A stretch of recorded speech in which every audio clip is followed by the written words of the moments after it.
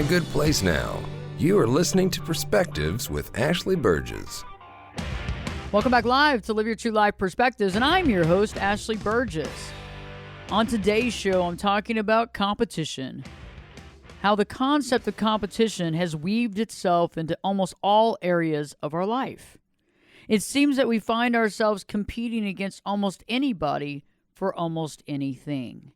And I find that competition is so weaved into our day-to-day life that we even compete against other people based on the pictures that we see on social media. We turn on the TV and there's a plethora of reality shows where everybody is pitted against everyone else, and only one person can win the competition. We see ourselves competing in the workplace against other people for a better job, for an increase in salary. We find ourselves competing against couples that we know that seem to have a better life, a better marriage, better children, better home. We seem to compete even against the folks who are supposed to be our friends because it seems that they have more. But I feel that competition has completely gotten out of control. And I believe even more than that, that we are actually dealing with a fake type of competition. It's almost like we've been set on a scene that's not real, like it's an illusion, and we're buying into the illusion. The illusion, my dear, is competing against other people. You know, it's interesting how we have propaganda, media, all kinds of different things that tell us that we're supposed to compete against others, that we have to compete, we have to fight to get to the top, and then we have to fight to stay there. But is that really reality? Is there only one seat at the top? I mean, we have to fight everybody else to stay there?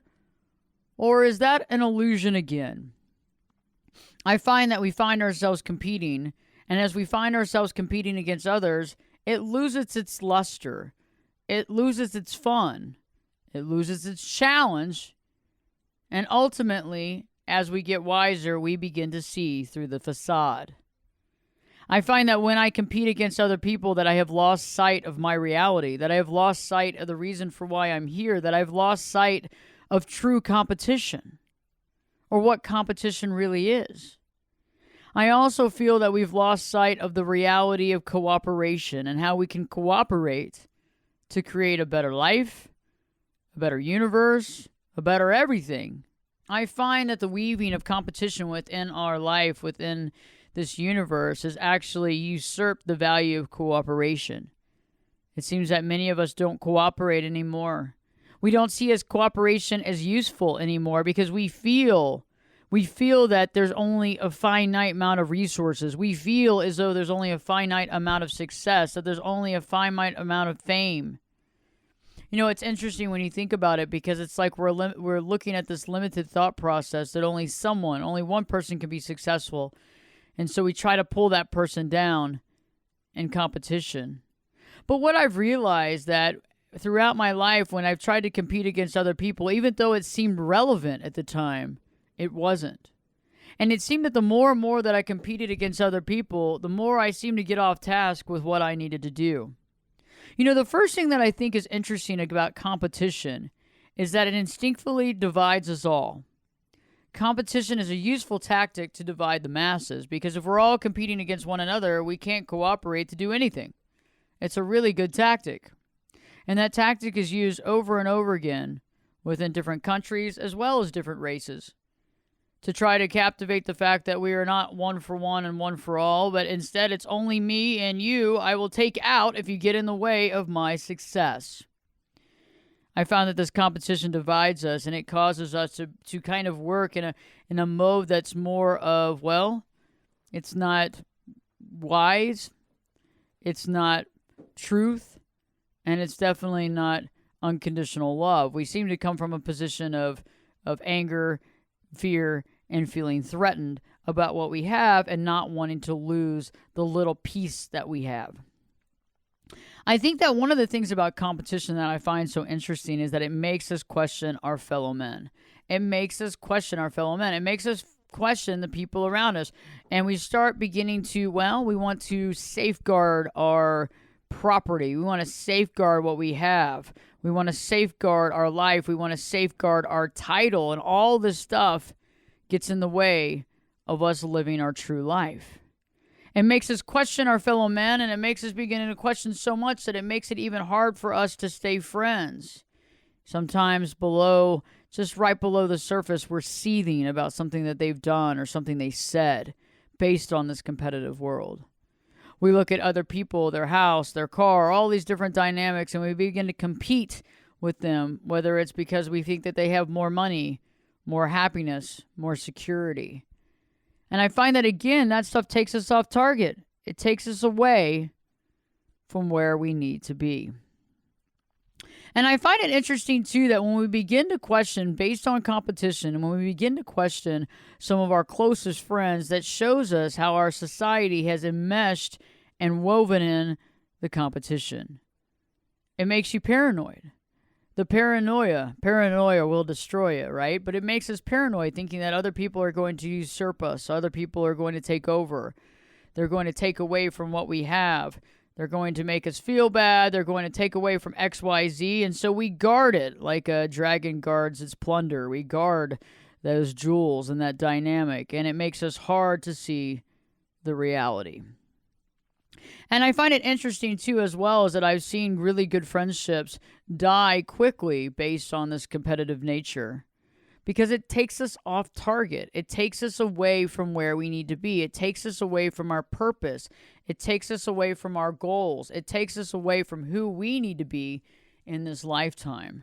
I found that when I've been competing and I find myself competing against others, it's like I lose sight of the direction I want to go because I'm competing on something that I want, but it's an illusion in the fact that I have to compete, or I find myself competing on something that I really don't necessarily need or want because it's not in my trajectory for my life. And I think, again, it really takes us off target for where we need to be, since all of us have a unique set of skills and a unique direction. I feel as though it can really get us off target and make us confused on our purpose and direction. I find that competition amongst others is a way of confusing people. It's a way of getting people off target. It's a way of people believing something that's not really true. I believe that that takes us off target from actually really focusing on who we truly are, because competition is one of those things that eats at our relationships. Competition and comparison also, when we compare ourselves to other people, it's like we're competing against people outside of ourselves, right? We're comparing ourselves of people outside of ourselves, but those people aren't us. And then we're using that entire thought process of scarcity. So if you take the scarcity quotient with the others, we feel as though we're desperate and we're desperately trying to hold on to what we have. And when anybody's desperate to hold on to what they have, we're probably not putting our best foot forward. We're probably not being on purpose, on point, and we're definitely not unconditionally loving other people. I find that when we get off target with this type of competition, we lose sight of our true reality. And as we lose more and more sight of our reality, it's almost like we clep into another lifestyle. We clep into another person's life and believe that that's the life that we need to take on. And I've been there before many, many, many years ago where I felt like somebody was on the track and I felt like I should be on that track. And so I kind of moved a little bit of my direction that way, when all I was doing was really taking my life off target. And I think many of us know what I'm talking about. I bet you know what I'm talking about, in the fact that, many a times you see a friend doing something, whether they're opening a business or writing a book, and you're like, well, I should open a business. I should write a book. And you start going down that road when we kind of abandon our own direction based on the fact that we want to achieve that as well. But is that really in the direction we want to go? Is that really what we want? Or do we feel as though we're being left behind? Or do we feel that somebody's being more successful than we are? All good questions and things to think about. Later on in the hour, Dr. Ed LaCara and Copper Dallas will be in studio from Body Lounge Park Cities. And they'll be talking about really being passionate about your health, and about how important it is to stay on top of your health and to address issues, and to also get the knowledge that you need about your body and about your health, and how that knowledge will facilitate health, but also that knowledge is power. Also, later on in the hour, Reggie Harvey. Reggie Harvey will be joining us. Reggie Harvey is the survivor of a near-death illness. He's also the author of Anatomy of a Patient, and he'll be discussing the concept of competition versus cooperation and how competition really is not really real, it's really an illusion, and how he dealt with it, how he overcame, and how he processed how to move on with his life. When I return, I'll be talking more about competition, more about what competition does, how it derails us, but better yet, how to refocus our life and actually be able to be a participant in our life and create success. Live Your True Life Perspectives with your host, me, Ashley Burgess, will be back in. Well, I'll be back this time in 2 shakes. I'm learning to fly. Turn it up and jump in the deep end on Perspectives. Now, here's Ashley. Welcome back live to Live Your True Life Perspectives, and I'm your host, Ashley Burgess. On today's show, I'm talking about competition and how it's been so impressed upon us that competition is like weaved within everything we do. And many of us are secretly competing against our friends and family because we believe that's what we should do. And really, I believe that this competition outside of ourselves is only an illusion. I believe that the only competition that we can really have is with ourselves, to compete to be a better person than we were yesterday. However, society, reality shows, and media portray the fact quite the opposite. They believe that we should all be in competition with each other. Right before the break, I was talking about how competition with other people takes us off target. We begin to compete on things that aren't really even relevant to us. We begin to compete and harbor feelings and resentment and ill will based on the things that we think somebody might be more successful at or better at, or we feel lesser than. And we feel as though we have to compete to make ourselves feel better. We feel like we have to compete to get a better hold on things, to get a better beat on things, as well as like if we compete this way and if we win, then we get validated somehow. And that validation gives us a better sense of self. But in reality, that validation doesn't give us a better sense of self. It actually increases us to have more confusion, because what happens is, just like buying those clothes with retail therapy, it only makes you feel better for just a few minutes or a few hours, and that goes away very quickly. When we compete against other people, it's just like it's short-lived. We have it, we go, oh, wow, it's almost like putting someone else down, right? When we put someone else down, we might feel better, but we only feel better for a split second because it's not real. Again, it's another illusion. I find that when we do this, we go outside of ourselves. We lose ourselves in the situation. We lose ourselves in the immediate situation because we've gotten stuck in believing that this is the truth, when in reality, the only people that we compete with is ourselves.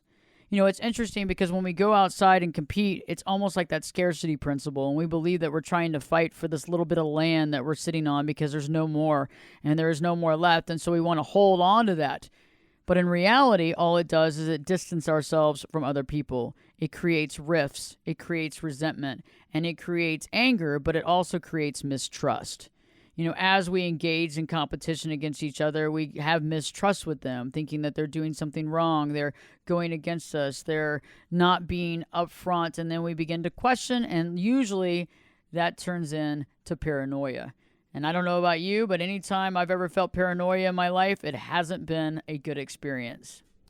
Joining me live in studio, Copper Dallas. Copper is the clinical director and owner of Body Lounge Park Cities. Dr. Ed Cara is a non-surgical sports medicine specialist, and he's also the co-owner of Body Lounge Park Cities. Great to have y'all in studio. How are you doing? Doing good. Thank you so much for having us. Yeah, thanks, Ashley. Always an honor to be here. Always glad to have you all in studio. And, you know, I find it interesting because, you know, being the fact that, you know, you run a facility like this, you've been in business doing this for a long time. Do you ever deal with your own health issues? I'm sure you do, but have you ever had to deal with something recently that's really, you know, led you to even know more that what you're doing is on the right track?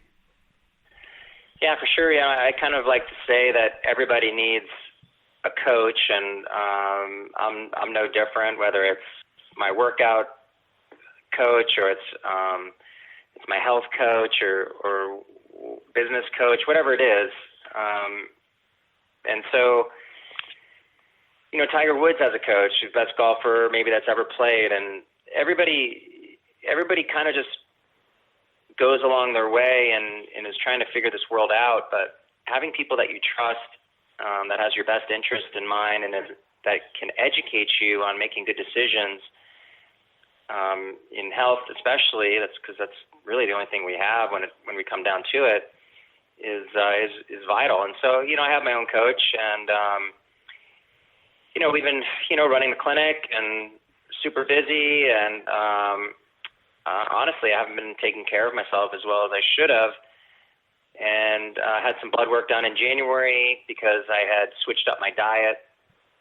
And anytime we switch up a diet, I really think it's important to get a baseline on just your body composition and what are your minerals, what are your hormones, what's everything looking like? Because, after a little bit of time of being on this new diet, you want to see, am I healthier than I was prior? Otherwise, maybe that diet's not for you. So I had switched up my diet, got my blood work done, and I was surprised when I got my blood work done that I was deficient in a couple of essential nutrients, one of them being vitamin D and the other one being B12. Coincidentally, what I kind of wasn't aware of was how poorly I had been sleeping and how my energy levels were pretty low. And so it wasn't, after I'd kind of gotten hit in the face with this lab work, it wasn't surprising that I was experiencing these things. And so I just put a plan in place on what I need to do and how much to supplement.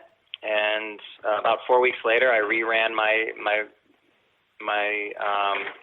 multivitamin and multi-mineral lab to see, hey, am I absorbing this correctly? And did I correct the deficiency? And yes. And coincidentally, I'm sleeping better and I'm feeling better and I have more energy and my mood is better according to Copper. Yes, and, it is. So, it's amazing that you can be in this business and you can be doing this every day and helping other people, and yet kind of forget about yourself. And so we want to be there for people to help them and be their coach and be their guide. Yeah, we sometimes take that for granted that, we just assume that we know along the way all these things, but there's nobody around just guiding us in life telling us, hey, as you grow older, you stop producing this, or you don't get this out of this, or you can't get everything out of just food. So it's good to have those checks and balances and people who can help along the way to figure out, why am I not sleeping and why do I feel bad, and just making sure you're on the right track for good health. I agree with you. That's amazing. And it's interesting how we can be unaware of our own situation and how critical that is to get that information, like to have your blood test done. How often do you think someone should have their blood test taken? Well, it depends. Most people get it done yearly, and so they'll bring in their lab work from the previous when it was done. I like to have mine done quarterly, especially if I'm tweaking my diet or making changes, or if I'm wanting to see if something that I've changed, like vitamin D supplementation, am I absorbing it and are my levels back normal? I think it's too long to wait a full year if you're making changes. If you have everything pretty much, in place and everything's looking good, I would say every 6 months is reasonable. In order to just make sure you're on track. In conjunction with that, I think body composition is another thing that needs to be done, at least a couple times a year to make sure that your diet and your exercise and your nutrition is all in place. And where can folks who are listening to the show, where can they find out some more information about you, Dr. Ed, and also about Copper? Well, they can go to our website at bodyloungeparkcities.com. Or they can call and just set up a complimentary consultation with me, and we can sit down and chat and see what we can help you with. Awesome. Well, I look forward to seeing y'all back in studio next week, and thank you so much for this valuable information. Great, thank you. Having a coach or accountability partner is so important, and I totally agree with Dr. Ed and Copper in that concept, because we really do need that. It does take a village, and we need help from people that have expertise in areas that we don't, to help ourselves be healthy and well throughout this lifetime. You know, one of the things that I find very interesting, going back to the concept of competition, is how when we have that competition and we go outside of ourselves, I believe that we miss the boat on our purpose and direction. I believe that we miss the boat on purpose and direction, and we get derailed thinking that this competition is part of the purpose. It's almost like getting derailed by watching the news. You know, like you're watching the news, your day's going great, you've just done some amazing things, you know, you've created some awesome stuff at work. Perhaps you're working on a nonprofit where you're helping to feed the homeless, and then you go and you look on TV about how horrible things are, and you get derailed because you feel overwhelmed, you feel small, you feel tiny, and you feel like your voice doesn't matter. And the same thing is with competition. When we begin to compete, we derail our life. When we begin to compete, we screw up our trajectory of where we're supposed to be at. We lose sight of what we need to do to facilitate the success in our life, to create that value, and to understand and define our true calling and purpose, because our true calling and purpose is different from others. Now, purpose might be the same, but our purpose is not to find their purpose. Our purpose is to find our own. Reggie Harvey joins us in just a few minutes. He's going to be giving his perspective on competition and how it's directly affected him in his life and how he's overcome it as well. If you haven't already, check out my YouTube channel. Go to YouTube and put in Ashley Burgess, Berges. New video content up every single week on issues that directly affect you. And these videos can help make your life better and actually can facilitate a healthier lifestyle for you. Stay tuned, because Live Your True Life Perspectives with your host, me, Ashley Burgess, will be back in. I'll be back this time in 2 shakes.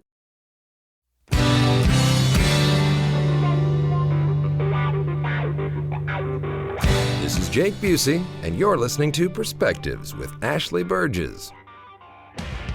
Welcome back live to Live Your True Life Perspectives, and I'm your host, Ashley Burgess. On today's show, been talking about competition versus cooperation, how there really is no competition except the competition with ourselves. You know, I find more often than not that we find ourselves competing against other people based on the title they have at work, or the type of car that they have in the driveway, or how big their house is, or any of those types of things. And we begin to compete even on Instagram, Facebook, social media. We compete against other people based on the pictures that we see of their life. And it's crazy, because how can you compete against something you really don't know anything about? It's all about smokescreen and mirrors and images, and all of this is supposed to tell a story, but where is the reality? Like I was talking about earlier, we have these reality shows, these TV shows like Big Brother, for example, where you compete against everybody else to get them eliminated, so you're the last person standing. So you're the last one standing, and you compete against everybody, and you knock down everybody, so you get the money at the end. But I think that we've lost sight of what competition's about, because again, we're going outside of ourselves to compete, when in reality, I don't think that that's an equal competing surface. I think, again, we are matching apples with strawberries or oranges with baseballs. Joining me live here in studio, Reggie Harvey. Reggie Harvey is a great friend of mine, and I love having him come on the show. He's the author of Anatomy of a Patient, and also the survivor of a near-death illness. You know, Reggie, I thought about you just the other day when I was thinking about this competition and cooperation thing, and how our world has been so competitive, and it's all outside competition. It's not directed inside. What's your perspective on that? Well, Ashley, it's funny that you bring this topic to bear. It takes me back to my junior high school days. I actually ran track and field and was very successful, but I was a small statured athlete. I was the same height I am now, 5'10", but when I graduated high school, I weighed 117 pounds. We used to joke that if I turned sideways, I disappear. But at any rate, one of the most popular relaxation blow-off things they used to do in gym time was dodgeball, and it was horrible, and it's exactly what you're talking about. I was never picked. Nobody ever, when we split up for teams, I was never picked. So I always ended up on a team because I was the last person, hanging out. The funny thing was, when they played dodgeball, I was the one who never got hit by the dodgeball because I was quicker and faster and more agile than anyone in the class. So the whole thing became how to kill me with the ball. In fact, they didn't even use the regular ball they were supposed to use for dodgeball. They used basketballs instead. And no matter how many times I ended up being the only person who never got hit, I never got picked for a team. So I learned early this whole thing about competition was like screwed up. Exactly. You know, if I'm the best one on the floor, why do you not ever want to pick me? So I didn't care. I kind of got this attitude, well, okay, let's go for it again. And fast forward to my adult years, when you try to compare yourself to somebody else, well, you know, if only I had what they had. My godmother told me, you never want to wish to be in another person's place because you don't know where that path, what kind of path they had to walk to get where they are. And later I learned it for myself. I sometimes would think, you know, gee, I'm not as successful as somebody else at the company or that I know in my neighborhood. And then I realized that was not the right way to measure your growth. A better way to do it was to think, okay, the problems that I had to face this year, had those happened 3 years ago, would I have been as prepared to deal with them? And the answer, of course, is no. So by looking at life that way, I quickly realized, oh, I have grown. Because what I would have struggled with 2 or 3 years ago, now it doesn't faze me. You know, I've matured and I have other things to do. Another thing that it calls to mind is, as you say, the real competition is competing with yourself, striving to grow, mature, get better at whatever it is that you do. A friend of mine passed on something he got from a coach of his when he was in middle school, and he had a lot of talent. And the coach said, "You're better than most of the people, even the upperclassmen, but you're not really fully utilizing your talents."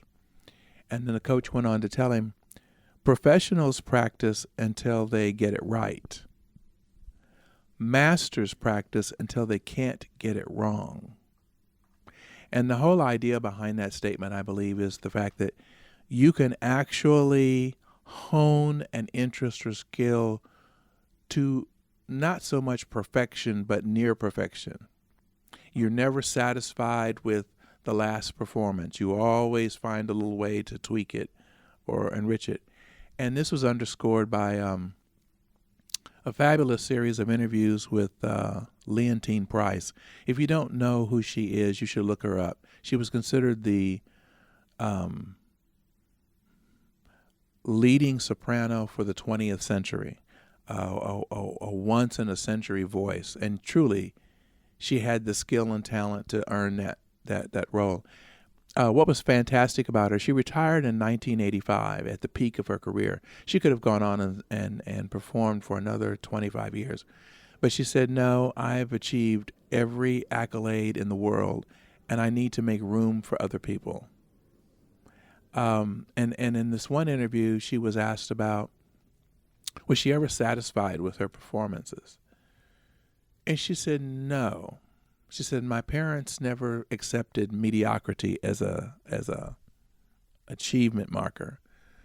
And she said, what I mean by that is, yes, I know I have a wonderful talent and I've worked really hard to perfect it. She said, but it's my obligation, because I have this talent, to not take it for granted. It's my obligation to always outdo myself in some way. And I take a lot of courage from that to realize, as you say, real competition is competing with yourself. How can I improve on what it is that I claim to be my passion? How can I find a deeper meaning? How can I express it more effectively? And that is how we grow and avoid the need to get validation from outside ourselves. And there's nothing wrong with being, as I say, There's a difference between having a healthy self-interest and being selfish. For more information on me, check out my website, reggieharvey.net. That's ReggieHarvey.net. There you can connect with the conversation and audit some previous conversations that Ashley and I have had on various topics. You can also find out a little bit more about me and find out about my triumph over renal failure. And as well, you can connect with the links to Amazon.com where you can actually pick up a copy of the book. Wonderful and thoughtful perspective, Reggie. I think Reggie always has his finger on the pulse when it comes to these concepts, these ideas, and these values and what we live by. And I think coming from his perspective is so unique. And, what I was talking about with this concept and this competition is so important to really think about, because as we digest this information and we understand the implication it has, we begin to realize how when we compete with other people, we usually kind of derail our situation.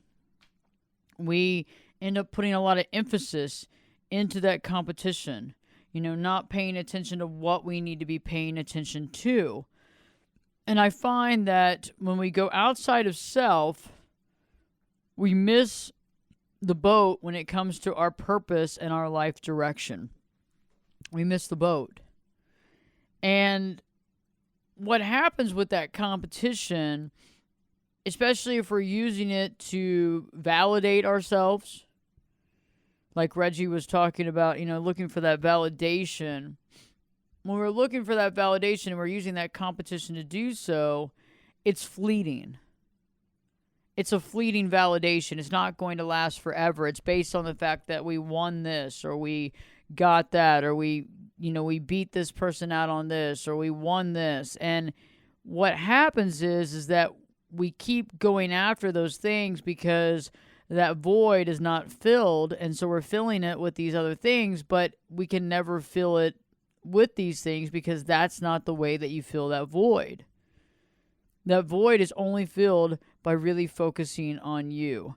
When I return, I'm going to be talking about how you can stop competing, or at least work at being mindful of limiting competition with the outside world, how to see it coming and how to really work to halt it, but also how to really focus on what you're doing and what you're creating to maximize your time here on planet Earth. If you haven't already, check out my website, Ashley Burgess, Ashley, BERGES.com, and live your true life perspectives with your host, me, Ashley Burgess, will be back in. I'll be back this time in 2 shakes. You could be my luck. Get in here. You're listening to Perspectives with Ashley Burgess. Welcome back live to Live Your True Life Perspectives, and I'm your host, Ashley Burgess. On today's show, I've been exposing competition, how competition seems to be woven into almost all areas of our life, and how we seem to buy into it because we believe that competition with other people is the way that it should be. We believe that we should compete with others, and we should literally focus on what others are doing instead of looking at ourselves. And I believe that it's a way of derailment. I believe that this is a distraction in our life, much like many distractions. This is another distraction based on something that is not true. And so I want you to take a moment and really think about it and sense the moments when you feel that you need to compete. Begin to sense and identify those moments, the triggers, when you feel as though you need to compete with the outside world.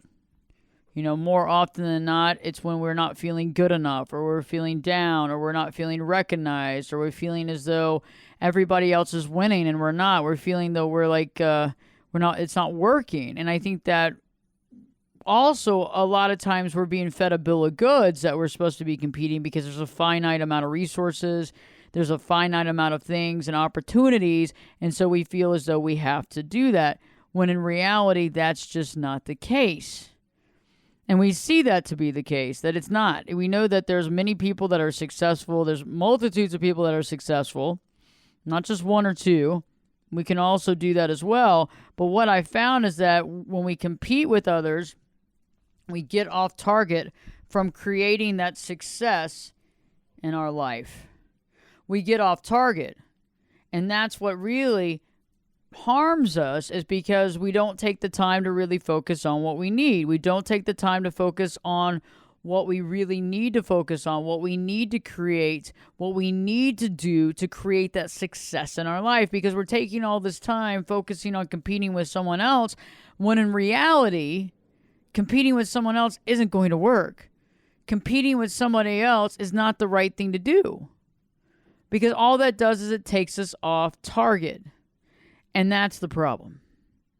And I find that to be very realistic in the fact that when I have gotten off target and started to compete against other people feeling as though I needed to, first off, it wasn't real. I might have been competing for, a better rating with the show, or competing against someone else that had a show or something like that. But in reality, most of those people's shows weren't at the same time of mine, didn't air on the same station. There was really no competition. And on top of that, the show's concept and content was nothing like this show.